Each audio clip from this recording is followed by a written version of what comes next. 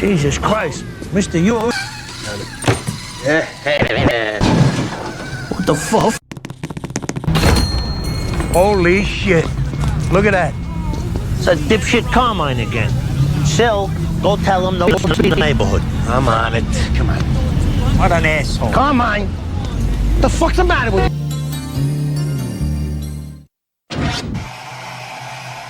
The fuck?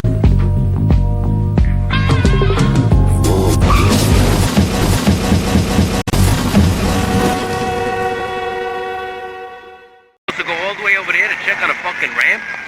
Yo, Christopher,